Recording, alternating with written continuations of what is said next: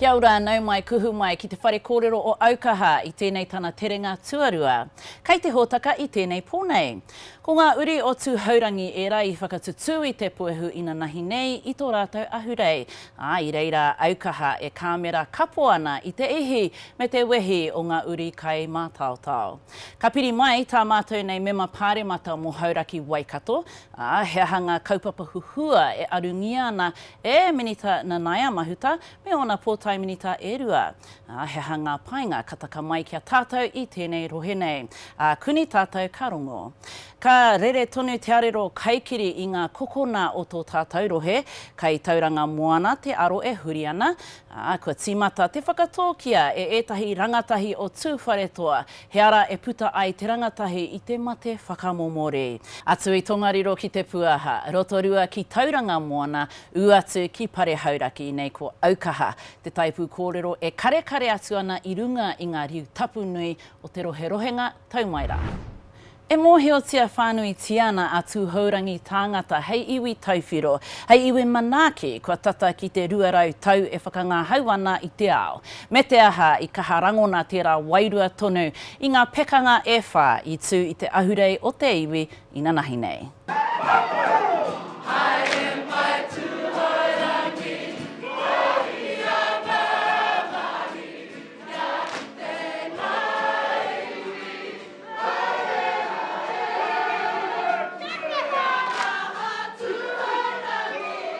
Tēnei rā, he rā whakahira tēnei mō tūhaurangi nui tonu.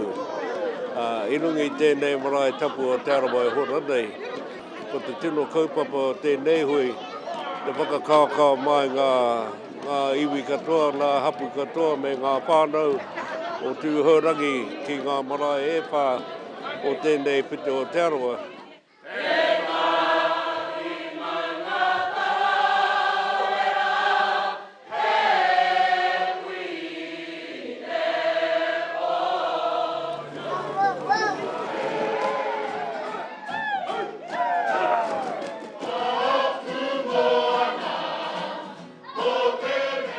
Ahurei tēnei, kapahaka te tikanga.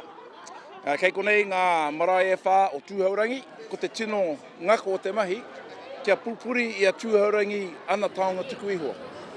Te taha, ki te kapahaka, ki te mōteatia.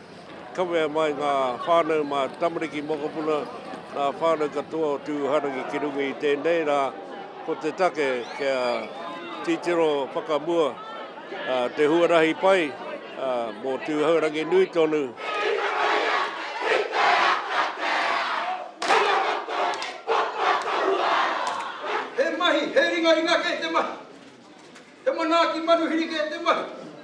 He nui te rā, kia korea hoki tātou e ware, kia rātau, ko nunumia tiki te pō.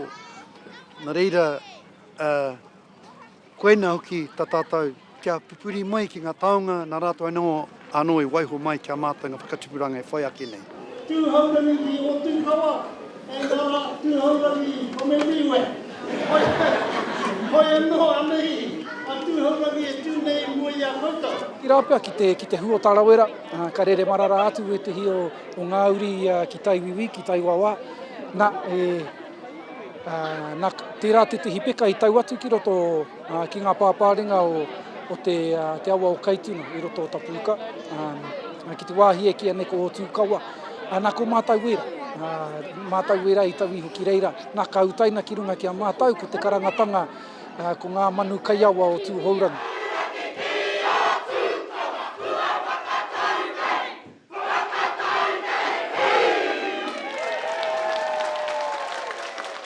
Tūhaurangi, Auahi ana tēnā koutou. Nā, kia huri te aro ki ētahi atu take whānui naenei, heoi e ārahi ngiana e tetahi kanohi ki te o tēnei wā kāinga. Ko ia te wahine Māori tuatahi kia whai wāhi ki te tūranga Minita I ngā take o tā wāhi. She's gone from having a lens across more local issues, Māori specific, and now, so far in this term, to this. I tōna tau 25 I te whare pāremata, kei te kōkiri whakamua tonu Nanaia Mahuta. Tū ko te hiku a tō whāia. nei tēnei whaia. No te pōti nui o te motu i te rātau ia ka whakawhiti mai te tūranga Minita whanaketanga Māori ki te tūranga Minita mō ngā take aorere. He whaia anō a Nanaia, ko Mahuta atu ki te ao. Ko ia te wahine o tira te wahine Māori tuatahi i te hitori o Aotearoa. Ko te tino wawata o ngā mahi kei mui te arawaro, kia whakatinana hea tērā kōrero a taku tūpuna ko tahi anō te koha o te ngira e kuhunai te miro mā, te miro whero, te miro pango. Tere tonu te rere o ngā kupu hahani me ngā kupu tautoko hoki mōna me tōna moko kauai. Aroha mō rātou, nā rātou e tuku he kaikiri ki aia, nā te mea ka mōhewa a Nanaia he motu hake mai rāno noa tua whakarere tōna whakapapa. He ahuatanga i kitea hoki i tōna panoni wawe i te ture Kaunihera arohe kia mana e ngā tūru Māori huri i te motu. Should we have separate racial representation in the city of Tauranga? To my mind, having Maori wards, which would create wards where Maori only could vote, is a bad retrograde step.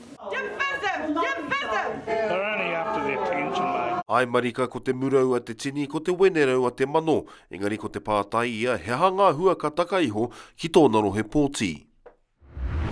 Kua hono i tōna kāinga i ngā rua wāhi e tēnei wātonu ko te Minita a Nanaia Mahuta. We don't get to see you as much back home. We know that it's been a really busy term for you so far. So what I'm interested to know is what particular areas are you really focusing your energy in on at the moment with your two ministerial portfolios? Well, as people will know, I've got the Foreign Affairs portfolio as well as local government and also Associate Māori Development.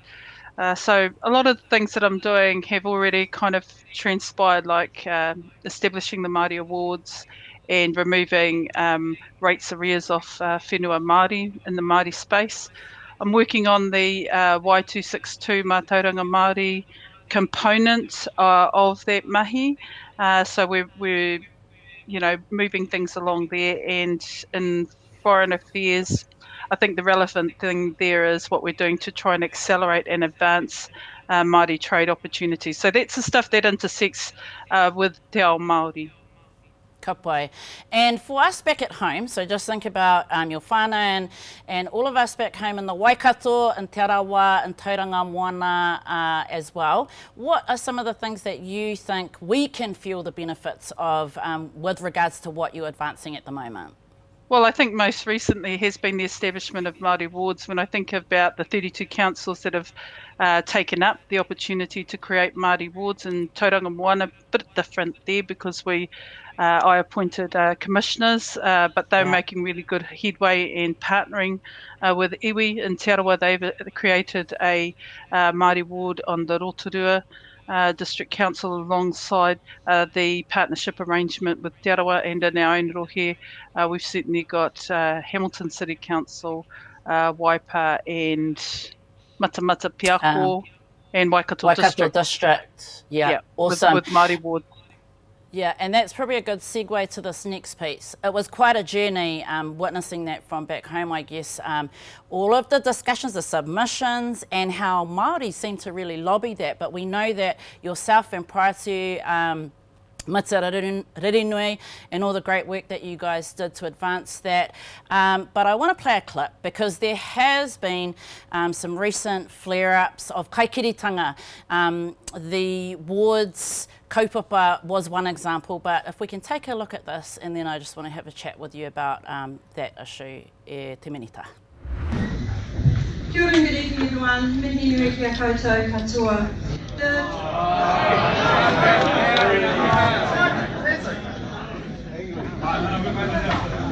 Excuse me, I'm giving you a welcome. In our community, there are other races. There are Chinese, Indian, other Asian races. Overall, they have a better work ethic. They contribute. When we stand back and look at New Zealand and what we've created, which is the result of colonisation, I think on balance, New Zealand is a good thing. I'm proud of New Zealand. I'm proud of what we've achieved. So, tērā e te Minita, and we will come back to those comments. However, first off, I want to ask you, because I know that you yourself have suffered from quite personal examples of racism in quite a public way with reference to your moko kauai. How did that make you feel, being called ugly for wearing such a precious thing to us? Well, I'm not a victim to other people's attitudes and misinformation about our culture and who we are as a people. So it's my strong view that you can either react to racism or it strengthens your resolve and defines your character and actually what you stand for. And this is the project in New Zealand. We are maturing, we're moving on. I think there is a whole generation that does not tolerate racism and will call it out. But more importantly, there is that same generation wants to base the next step of New Zealand's journey strongly on the treaty as our foundation, strongly on making sure that all New Zealanders are proud of our history, the good and the bad, and that we're flourishing in terms of cultural identity through our language, through the way in which we connect to the world. Ka pai. I love that answer, and it just shows how comfortable you are in yourself with regards to your moko kauai and every part of our expression of our identity. But for the ones back home, when we're sitting amongst all of this and this is happening around us, I know that it can affect them. I saw, like, for example, Hana Maipi sitting, giving her submission, and what are some words for you for those who are still at the coalface, down here in the grassroots, feeling the impacts of this stuff? What's some kipu that you can give to support, advise, help them stand up to this? Well, everybody faces a level of racism within their wherever they're in the workplace or in society, but I say we are not victims to racism. In fact, it strengthens our resolve to continue to assert who we are as a people in our own country as tangata whenua, and it ensures that by our actions and our deeds and how we seek to educate New Zealand for the right reasons, we can continue to push forward on the progress that we have and are making. And I have to say, I grew up at a time in a community where everybody spoke te reo Māori in my father's generation, and then he was chastised for speaking Māori in his time. And then the reverse happened. We've got kura kaupapa now, wharekura, and all our kids have the benefit of that pathway. The thing about some parts of New Zealand is that they haven't had that experience. So do we retaliate and be like them, or do we actually push forward and say, actually, that's a small reflection of who New Zealand is. The wider reflection has moved on and wants to embrace Māori culture, Māori history, te reo Māori, and the way that we're shaping our national identity. We'll let you go now to enjoy some precious time with your whānau. Tēnā rawa atu koe. Oh, tēnā koutou, and thanks for the opportunity to join you, and it's an exciting time for Māori broadcasting to have regional news like this for our whānau. Tēnā koe. Kia ora. He oti atu I tētahi peka o te rākau kaikiritanga ki tētahi peka anō. Ka re tino rereke I ētahi atutakiwa o te rohe whānui nei, e iri ana ngā ingoa I huake I ngā mahi kōhuru, pakanga, raupatu whenua, hei ingoa tiriti I te taone o Greaton. E ārita nui ana te iwi kāinga ki te panoni I ēnei ingoa, ana I te purongo. He ki te ngatohu, he pupu ngā mamai. 1864, they come and have the fight. They give Greer and Cameron orders to go and do what they did. What Greer did was follow the orders. The thing that bothers me, though, is later on, they honoured Greer by calling this space Greaton. E whai ana tēnei rangatiro o ngai tamarāwa ho kia turakina o ti rā kia panoni tia ngā ingoa tiriti me te ingoa o te taone o Greaton a ka waiho mā te ture Kaunihera no te ture e āki. I think the new naming policy in Tauranga, a wise move, it allows for dual naming. Through dual naming we'll achieve the same goal, that the names will fall off. Hei tā kohu, kua kitea te hua o ngā ingoa taurua ki Taranaki me te ingoa o Aotearoa, ko kore e kaha whakamahia a Egmont me New Zealand. there's nothing wrong with dual naming. We've come up with an alternative name, and Tutarawānanga is a sacred name of this place.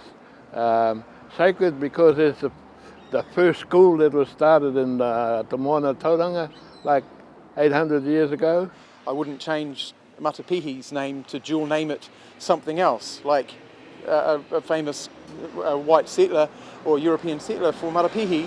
We wouldn't change Matapihi and then give it another name or a dual name. He oi, e pāororo ana ngā kupu whakahe a Andrew Hollis, kai Kaunihera o mua mō tauranga me e tahi o te hapori. My position on it is that it doesn't need to change, that there is no reason to alter the name of Greaton. A lot of people that come into town, they know Greaton, especially when you're coming through from the Kaimais. Yeah, just leave it. Well, Greaton's been here for many moons, and it shouldn't be changed, no.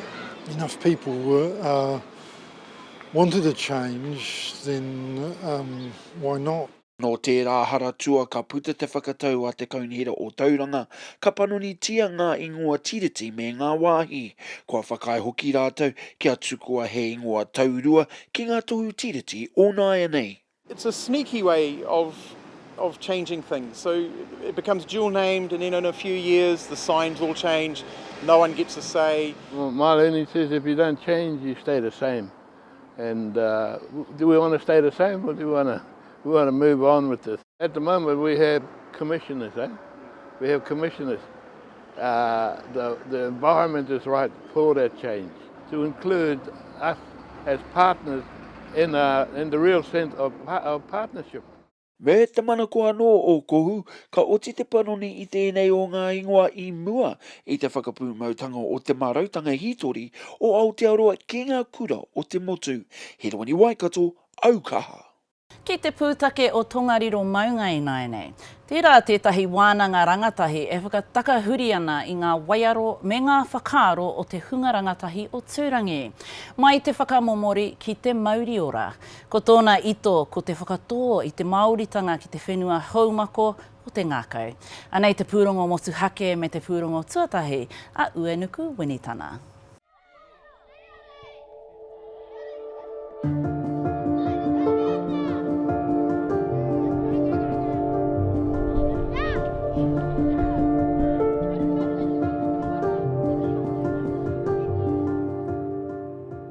Tipu mai au runga I te marae, mai au e nohi honei. Pipi papa, mai te rima, ki te ono, whetu, ahatu. Me ngā maharatanga I roto I au. Ngā te tāhua o taku au runga I te marae. Ka mea atu ai ki taku hoa, me he mea ka tue nei wānanga, ka tue nei kaupapa, kaua kē tātou hari atu ki te horo o te taone. Me whakahoki atu ki ngā hapū o te kāinga.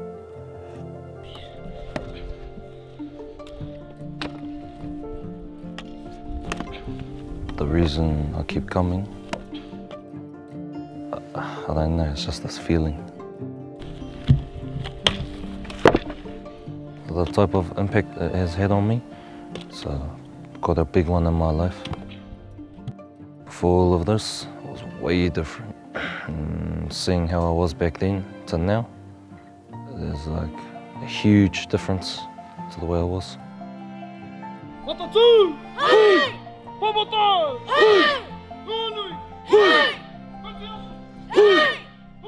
What I like about kōrero, it's very family orientated.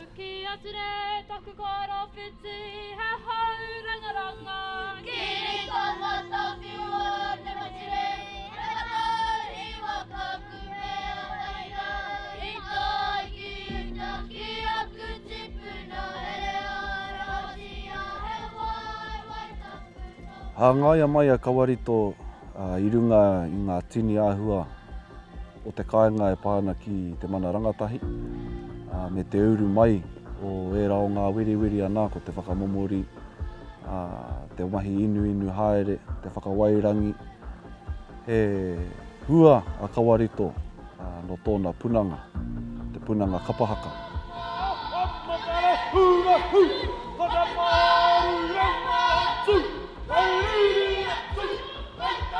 Ka hia kai ke rātou ki tō rātou o Māori. Ka pātai mai, matu ahu. Pai kia noho mai e nei hei wānanga. Me wānanga tātou. Nā reira, ka whakaopeti mai mātou ki te hio ngā marae o te kāinga. Ka karawhiua te pātai. Kei te pirangi wānanga tātou. Ai, ka pai. Koe nei te ahu o te wānanga. Hei! Hei! Hei! Hei! Hei! Taumahatanga! Hei! Tuawaru! Hei! Tuataue! Hei! Kaurito e matua ahu brought me back down to earth and was like, yeah, no.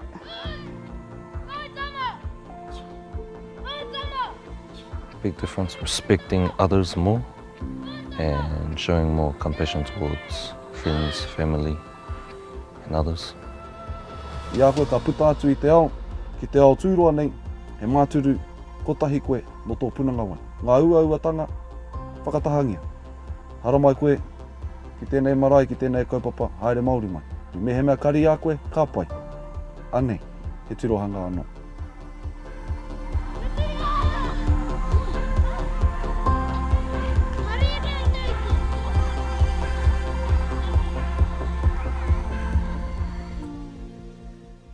Tēnā koe ua nuku me te atāhu o tērā kaupapa tuatahi ai.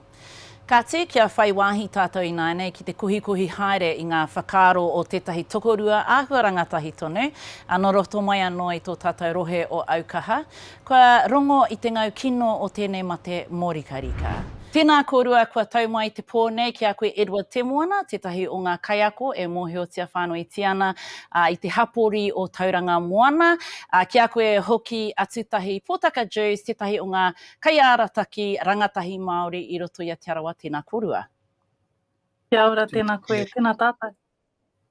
Ka tiaki, I'm going to start off with you, Ed. Every day you are with our tamariki and our rangatahi in te hapori o tauranga moana. The issue of whakamomori or the things leading up to that, is it as prevalent as what we think it is? Yes, I think so. Through my experiences, been here for 7 years now, as a kaiako, as a kapahaka tutor, as a mentor, for our tamariki, I think, our stats are growing. And kia hau nei, I think it all starts from our area with the intermediate and them doing that transition into college. I think that's where the gap is. That's where right. Yeah. And you're seeing it too, Atutahi, here in Te Arawa, with those issues becoming more frequent. What are some of those triggers that you're seeing? I think this technological world is probably a major trigger. From our time, we come from, a time where you had to go home before the lights turned on. Now it's everything's so much more easily accessible for young kids today. So I think what they're consuming is a major trigger, and just probably a big part of that is the home environment, that transition from home to school to what they see every day. We'll come back to that, Ehua, but back to the point that you raised, Ed, around that transition time from kura tuatahi, from intermediate into kura tuarua. What are those things that you're noticing that might be overwhelming for our rangatahi? I roto i te ao Māori, we always talk about mana and being proud and all those values. But what I've seen is the change of behaviour and where our kids start to sort of not talk more about their te ao Māori, not talk more about whānau. I think a lot of the conversations now are about social media, bullying, things that hanging more with their friends and getting influenced by other bad behaviours and things like that. So kia hau nei, that's what I've seen in the last few years is our kids' behaviour starting to change. And mātou nā kaiako, us tutors, we're trying to bring that all back in, and we're trying to make them be proud of who they are and where they come from, and be proud to be Māori. So it really does, what you're saying is it's almost like a loss of identity. Yes. and in what ways can we do more as parents or whānau members? I think first of all is connecting our wairua, especially with your kaihaka. Before even teaching skill, you must connect our wairua, and then our tinana, our nākau. And for me, it is a very difficult job. Not only just being a tutor, but you know, it's all of us kaiako. We know we have to be a counsellor. We have to be a father figure for those kids who don't have a dad. We have to be a kraua for those kids who don't have a kraua or kuia or a mother. So yeah, it's a lot of work. But I guess if you're passionate about what you're doing, that's what keeps me going. I do have a lot of passion around kapahaka, te ao Māori, te reo me ona tikana, and instilling that into our kids, especially our urban Māori kids, who don't live it and breathe it like our more rural kids. So yes, it is a lot of hard work. But for parents, you know, for those parents who don't also get to live and breathe te ao Māori, te reo me ona tikana every day like some of us, what I've seen in the changes that they are going to seek te reo Māori now, signing up to a te reo course, going to marae more often. So there is a change in that area. But I think for our parents, it's just being there with their kids every day and knowing what they're doing, sharing the aroha to them every day, and that's all they pretty much want. And back in 2000, I'll give you an example, 2016, we had a real bad year of suicides here in Tauranga, and I thought I would compose a waiata for to send out that message to our whānau here in Tauranga to say, you know, come on, Māori mā, ki te aha tātou, how can we fix this problem? And all it is pretty much love. And it's not actually that hard to do when you just put your ego aside, ka pai tēnā koe Ed. And ati tahi, I'd like to ask you, kua whiako koe I te tahi momo whiako, have you experienced suicide firsthand with your nearest and dearest? And what did you do to navigate through that? I've had family and friends both think and action suicide. And when I think back to the time of those feelings coming to head, we were teenagers. And I think back to the pressures that we're all facing at that time as well, realizing that it's okay to talk about some of the stuff you're experiencing, and it may not be with your parents or it may not be with even your best friends, because sometimes those conversations you just can't have with your nearest and dearest, because you don't want to put that whakaaro or that feeling onto them that it's their fault, that they're doing something wrong, because it's not always something that we can help as whānau and support. So I suppose there's two key things there. It's okay to love and to be free with your love, and it's okay to talk about your problems. Do you still think there's stigma in our hapori, Ed, around talking about your feelings, especially for the brothers, especially for you guys? Yeah, and that's been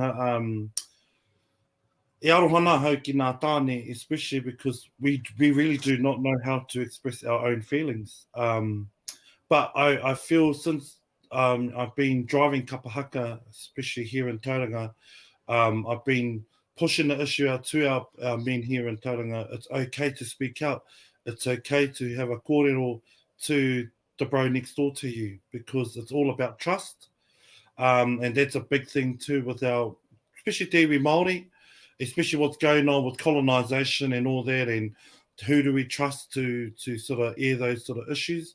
But it's with our college kids, you know, in that era, that te reanga, there's a lot of rugby boys especially, they're starting to open up now that it's okay to speak to their coaches. And same with kapahaka, they all come to talk to me because they feel safe. Especially when their own whānau's not around.